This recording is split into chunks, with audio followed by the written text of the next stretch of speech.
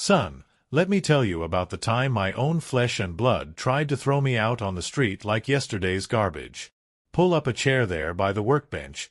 This one's gonna take a while, and I guarantee you've never heard anything quite like it. My name is Frank Morrison. I'm 71 years old, worked construction and real estate most of my life here in North Carolina, and 3 years ago I thought I was doing the right thing by letting my son David move into the family home with his new girlfriend after his divorce got finalized. Hell, the boy was struggling, had 2 kids to think about, and that big old house was getting too much for me to handle alone since Martha passed.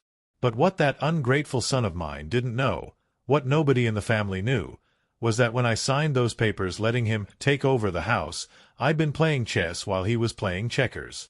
See, I'd learned a thing or two about property law in my 40 years of construction and real estate deals.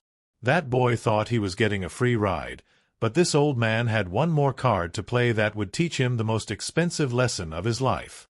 Stick with me on this one, son, and tell me what you would have done if you were in my boots when your own child turns their back on the man who raised them. Tell me what state you're listening from. Always good to know where my fellow Americans are tuning in from. Hit that like button if this story's grabbing you, and subscribe for more real-life tales from an old-timer who's seen it all. Now, to understand how deep this betrayal cut, you need to know about that house and what it meant to our family. I bought that place back in 1978 with money I'd saved working double shifts at the construction site and flipping houses on weekends. 4 bedrooms, 2.5 baths, sitting on 3 acres of good North Carolina land with mature oak trees that had been there since before the Civil War. Martha and I raised 3 kids in that house, David, Susan, and little Tommy. We installed every piece of crown molding, painted every room, and built that deck out back with our own hands.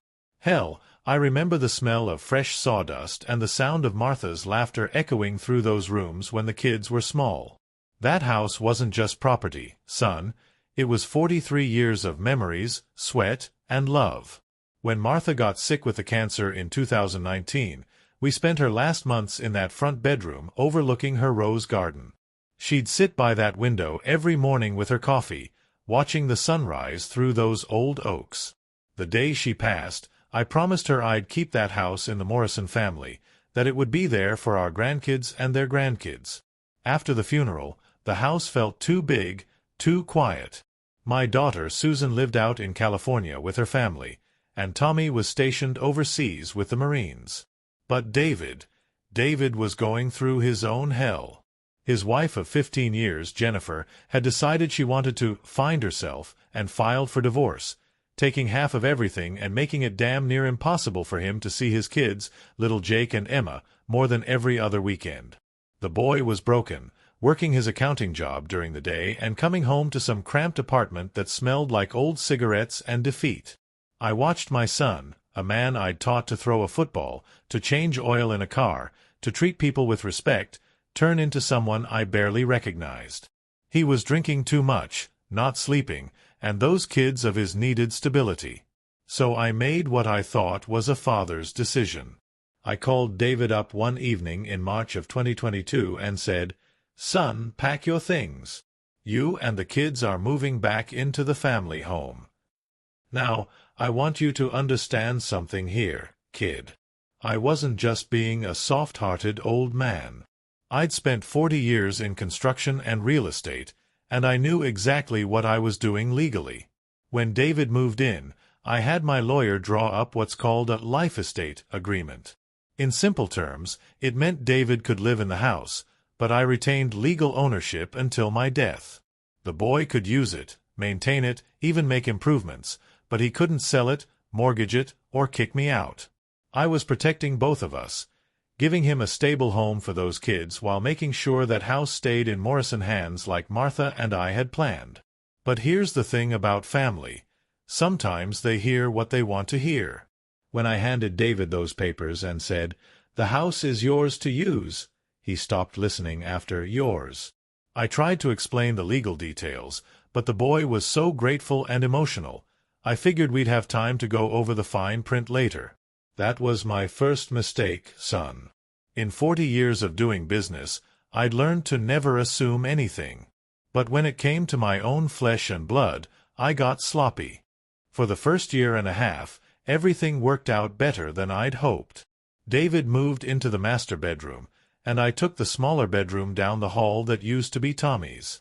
The kids had their own rooms, and suddenly that big old house was full of life again. Homework at the kitchen table, cartoons on Saturday mornings, and the smell of pancakes filling up those empty spaces where Martha's absence had been echoing. I loved having Jake and Emma around. Jake was 8, all elbows and energy, asking me a million questions about how things worked. I'd take him out to the workshop in the garage and teach him to use basic tools, just like I'd done with his daddy 30 years before. Emma was 6, quiet and thoughtful like her grandmother Martha, and she'd sit with me on the front porch in the evenings, watching the fireflies while I told her stories about the old days. David seemed to be getting back on his feet too.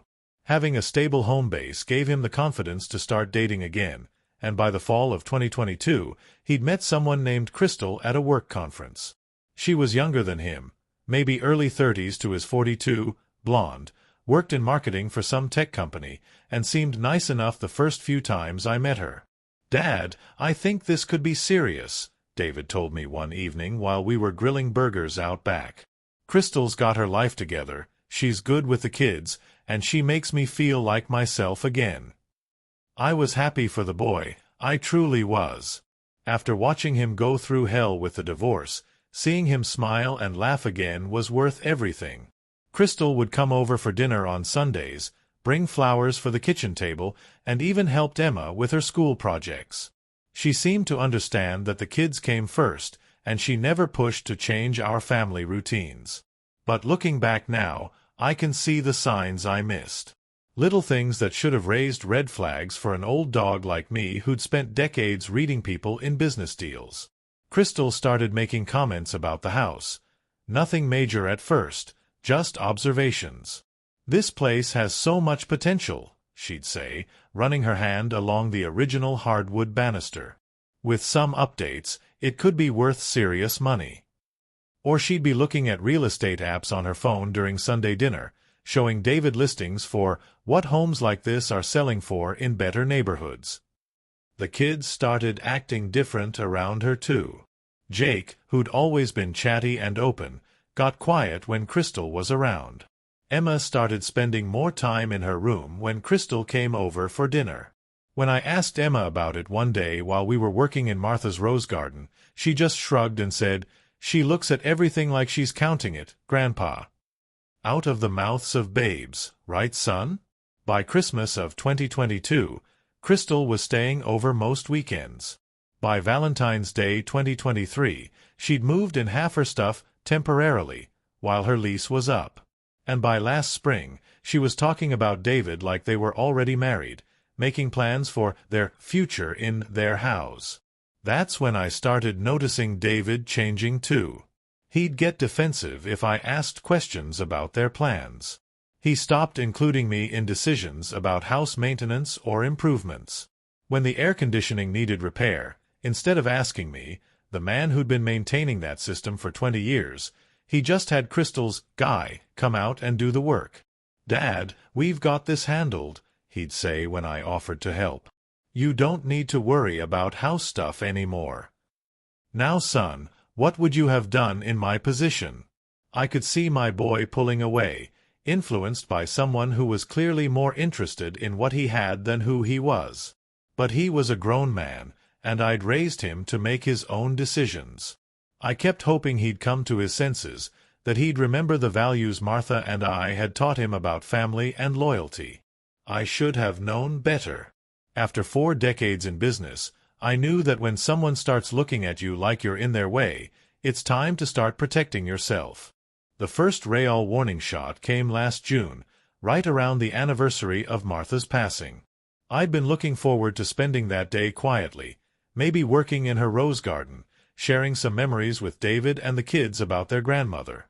Instead, I walked into what felt like an ambush in my own kitchen. Crystal was sitting at the breakfast table with a stack of real estate printouts and her laptop open, while David stood by the coffee maker looking uncomfortable as hell. The kids were nowhere to be seen, probably shipped off to their mothers for the weekend. "Oh good, Frank's here," Crystal said with that fake smile she'd been perfecting. "We wanted to talk to you about the house."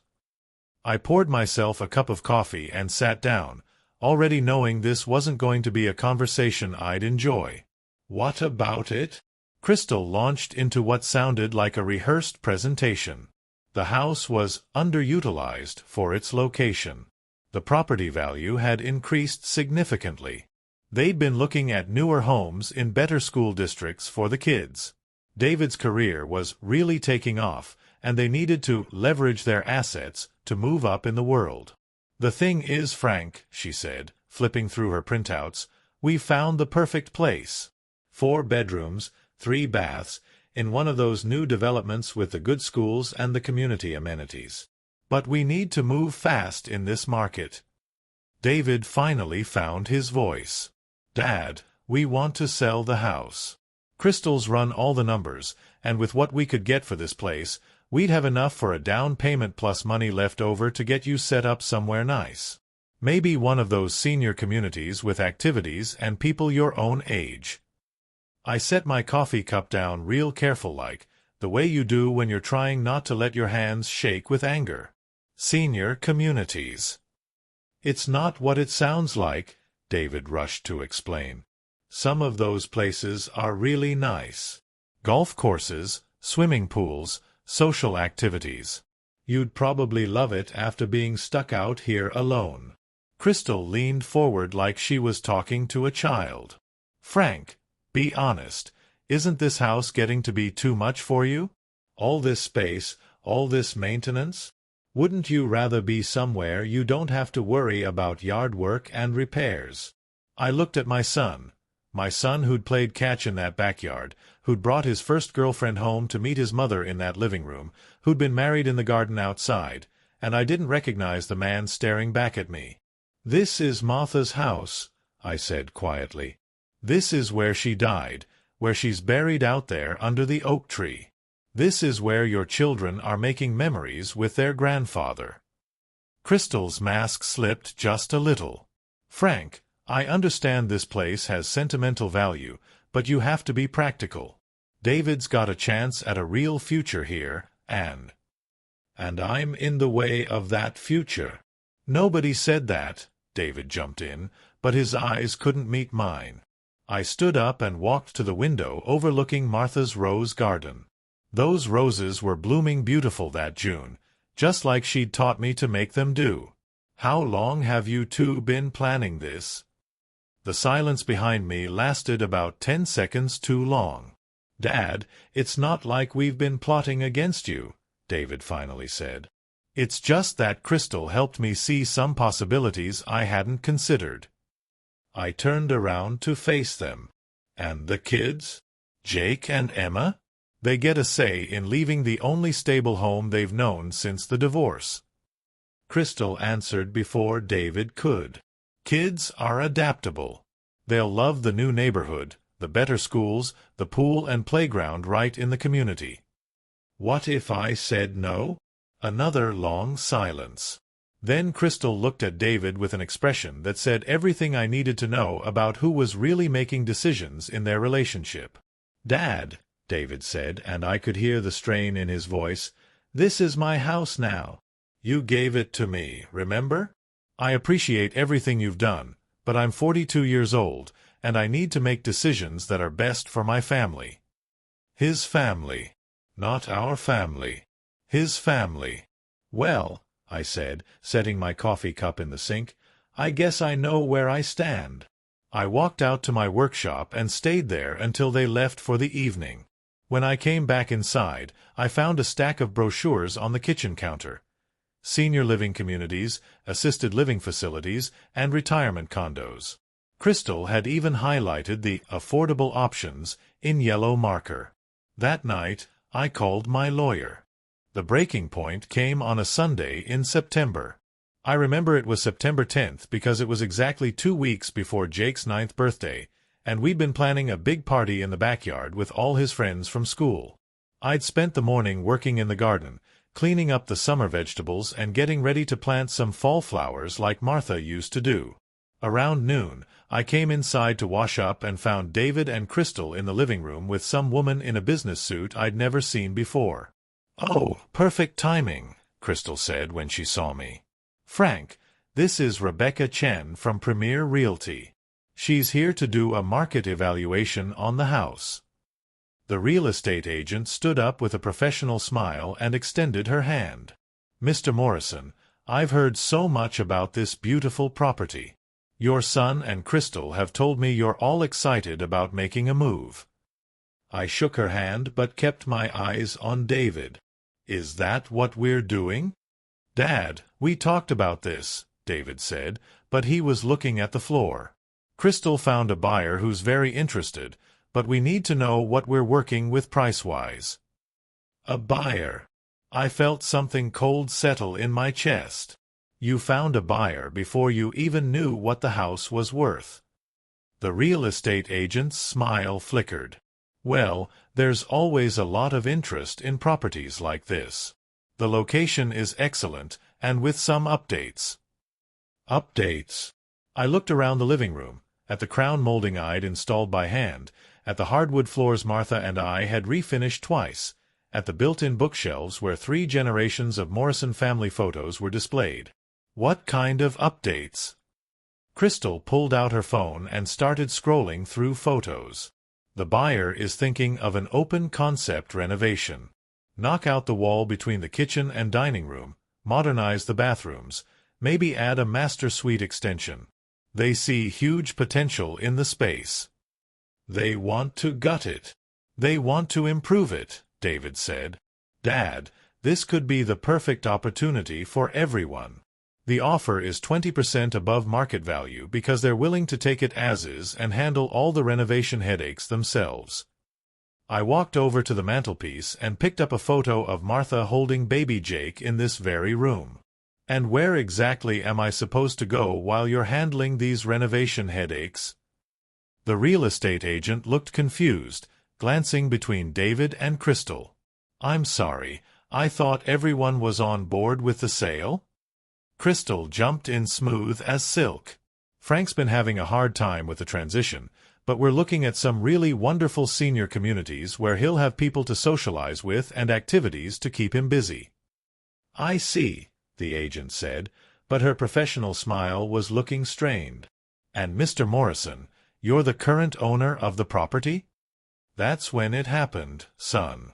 That's when my own flesh and blood looked a woman he'd known for barely a year straight in the eye and lied about his own father. The house was transferred to me," David said. "Dad's not really involved in the decision-making process anymore." The room went dead quiet. I could hear the grandfather clock in the hallway ticking, the same clock that had been counting time in this house for 25 years. The real estate agent was looking back and forth between us like she was watching a tennis match, clearly sensing something wasn't right but not sure what. I set Martha's photo back on the mantel real careful-like and turned to face the 3 of them. "Ms. Chen, I think there's been a misunderstanding here. Could you give us a few minutes to discuss this privately?" "Of course," she said, grabbing her papers. "I'll just wait in my car and let you folks sort this out." The moment the front door closed behind her, Crystal exploded. "Frank, what the hell are you doing? We have a buyer ready to make an offer, and you're going to sabotage this over what? Sentiment." "I'm not sabotaging anything," I said quietly. "I'm just wondering when my son was planning to tell me he was throwing me out of my own house." "It's not your house anymore," Crystal shot back. "You gave it to David. The papers are signed, it's done, and you can't just change your mind now because you're having second thoughts." David stood up, and I could see the guilt and anger warring in his face. "Dad, nobody's throwing you out. We're trying to help you transition to a better living situation while we make smart financial decisions for our future." "Our future?" I nodded slowly. "And what about Jake and Emma's future? What about the promise I made to your mother about keeping this house in the Morrison family?" "Mom's gone, Dad," David said, and his voice was harder than I'd ever heard it. And Jake and Emma will be fine. Kids adapt. What they need is financial security and a father who's not held back by an old man's stubbornness. That hit me like a physical blow, son. 43 years of sacrificing for that boy, of working double shifts to pay for his college, of being there for every baseball game and graduation and crisis in his life, and he was calling me a burden. "Get out," I said quietly. "What?" Crystal looked stunned. I said, "Get out. Both of you. Get out of my house." David's face went red. "Your house?" "Dad, I've been patient with this, but you're being ridiculous. This is my house now, legally and practically. You signed the papers, you moved into the back bedroom, and you've been living here as my guest for over a year." "Is that what I've been doing?" "Yes," Crystal said triumphantly. "That's exactly what you've been doing. And if you can't accept that David is the head of this household now, then maybe it is time for you to find somewhere else to live." I looked at my son, the boy I'd taught to ride a bike, to drive a car, to be a man, and I saw a stranger looking back at me. "You know what, Crystal? You're absolutely right. Maybe it is time." I walked toward the hallway, then stopped and turned back. "David, you've got until Friday to think about what you're doing here. After that, we're going to have a conversation about who actually owns what in this house." "What's that supposed to mean?" Crystal demanded. I smiled at her for the first time since she'd moved in. "It means, sweetheart, that this old man has been playing chess while you two have been playing checkers." But what they didn't count on about this old American was that I'd spent 40 years learning that when it comes to family and property, you never, ever trust anyone, even your own blood, without keeping an ace up your sleeve. Friday morning came, and I was up before dawn, sitting on the front porch with my coffee and watching the sunrise through Martha's oak trees. I'd spent the week thinking about everything that had led to this moment, about trust and betrayal, about the difference between being generous and being a fool, and about what Martha would have wanted me to do. Around 8 o'clock, David came outside in his work clothes, coffee mug in hand, probably expecting to have one more father-son conversation about being reasonable before he left for the office. "Morning, Dad," he said, settling into the chair next to mine. "You sleep okay?" "Like a baby," I told him. Nothing like a clear conscience to help a man rest. He was quiet for a minute, staring out at the yard. "Look, about Sunday, maybe Crystal and I came on a little strong. But Dad, you have to understand, we're trying to build a life here." "I understand perfectly, son. That's why I've made some decisions of my own." David turned to look at me. "What kind of decisions?" I pulled out a manila folder I'd been keeping on the table beside my chair. "Well, first I called Rebecca Chen and explained that there'd been some confusion about the ownership situation. Told her the house isn't actually for sale." "Dad." "Then I called my lawyer, Jim Patterson. You remember Jim? He handled your mother's will. Had a long conversation about life estates and property law. Very educational." David's face was starting to go pale. "What are you talking about?" I opened the folder and pulled out the original documents from when David moved in. "See, son, when you moved into this house, you were so emotional and grateful that you didn't pay much attention to the legal details. You heard what you wanted to hear. I have the deed transfer papers right in my bedroom." "No," I said gently, "you have a life estate agreement. There's a big difference." I handed him the papers and watched his face as he started reading the legal language he'd ignored 18 months ago. The color drained out of his cheeks as the reality hit him. A life estate means you have the right to live in this house, maintain it, even make improvements. "But you don't own it, David." "I do. And more importantly, you can't sell it, mortgage it, or," I looked him straight in the eye, "kick me out of it." His hands were shaking as he flipped through the pages. "But you said, you told me the house was mine." "I said it was yours to use. I said you could live here and raise your kids here. I never said I was giving up ownership. The front door opened and Crystal came out in her robe, holding her own coffee mug. What's going on out here? David handed her the papers without a word. I watched her face go through the same sequence of emotions: confusion, disbelief, and then pure rage.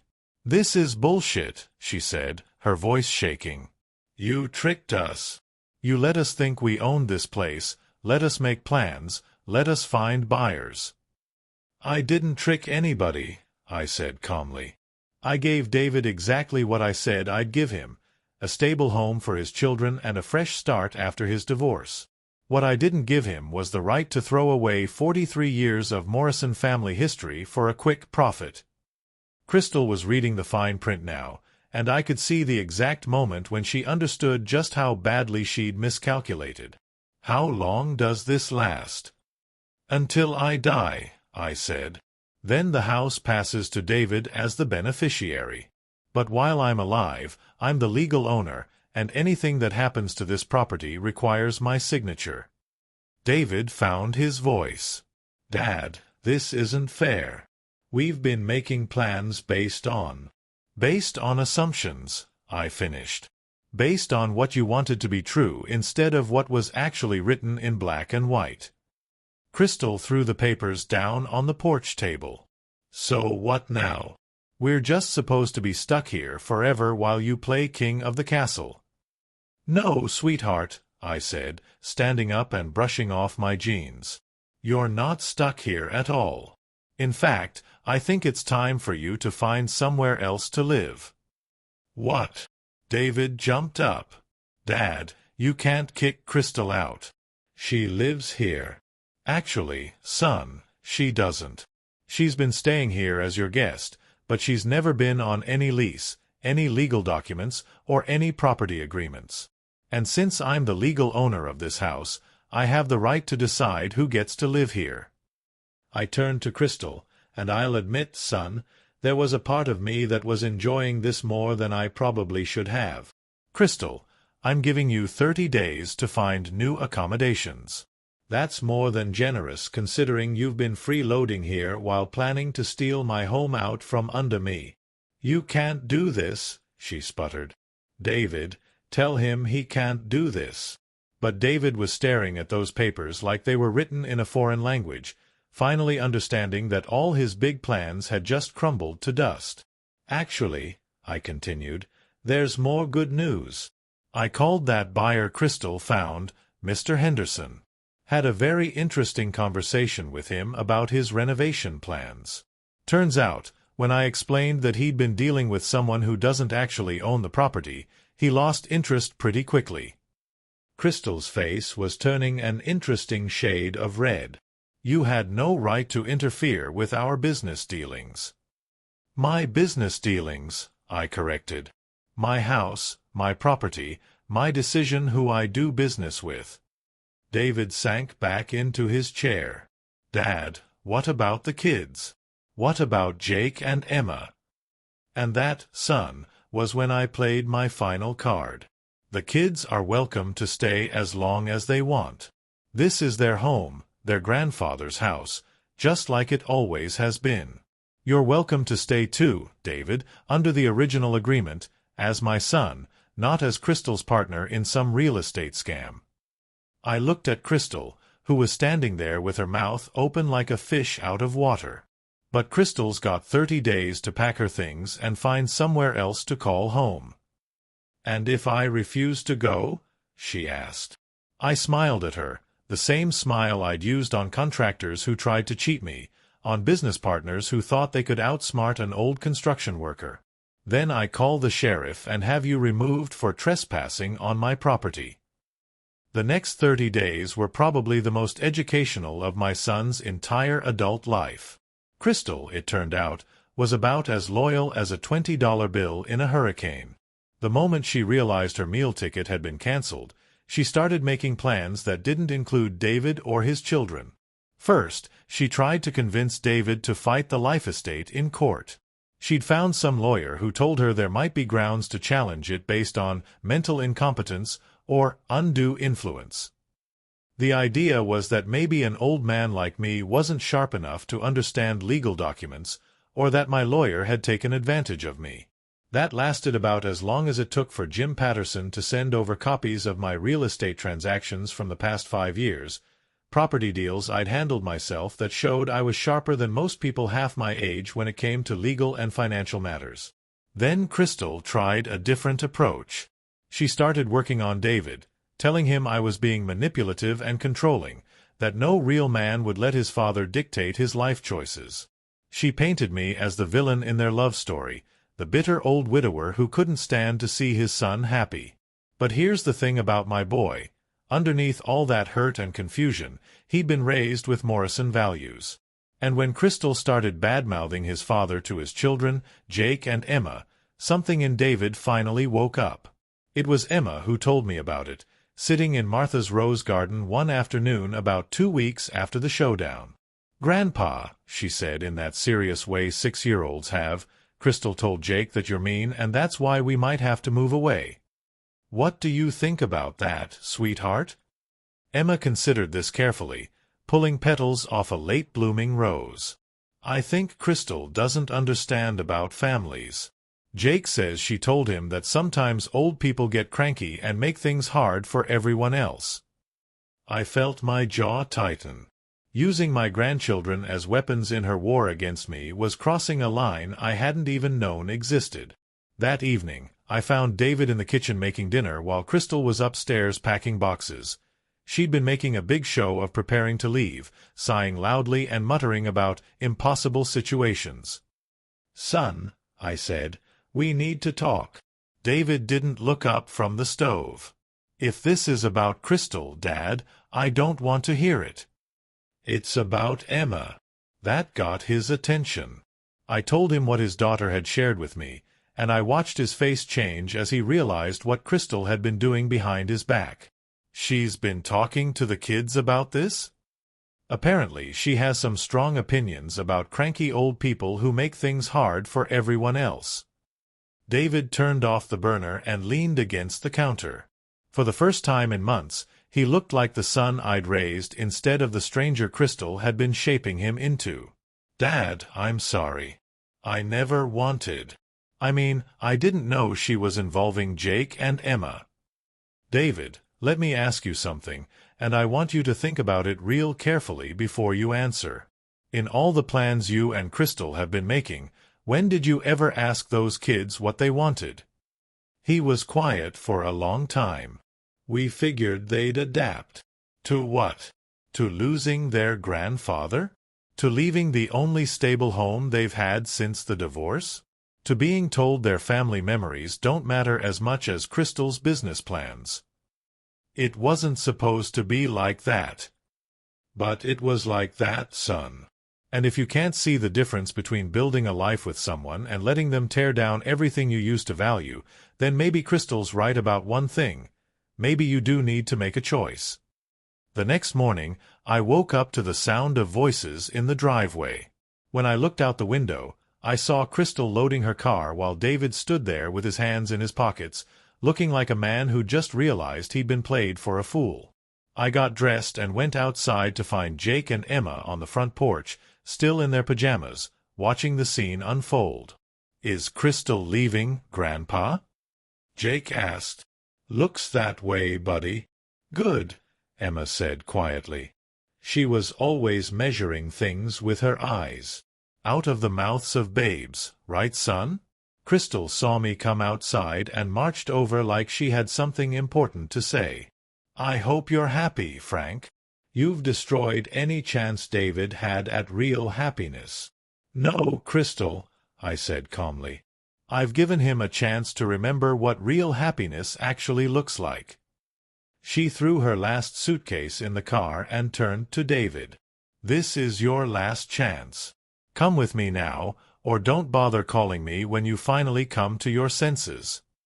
David looked at her, then at his kids on the porch, then at the house where he'd grown up and where his children were growing up. "I think I'm exactly where I need to be." Crystal got in her car and drove away without another word. 6 months later, David heard through mutual friends that she'd moved in with her client, the buyer who'd been so interested in gutting our family home. Apparently, she'd been playing multiple angles all along. That was 2 years ago now, son, and I can tell you that this old house has never felt more like home. David's still here, back in his old bedroom, and he's been the father and son I always knew he could be. He handles the major repairs and maintenance, I manage the finances and property decisions, and we make family choices together like we should have been doing all along. Jake's 11 now, and he can change the oil in my old pickup truck by himself.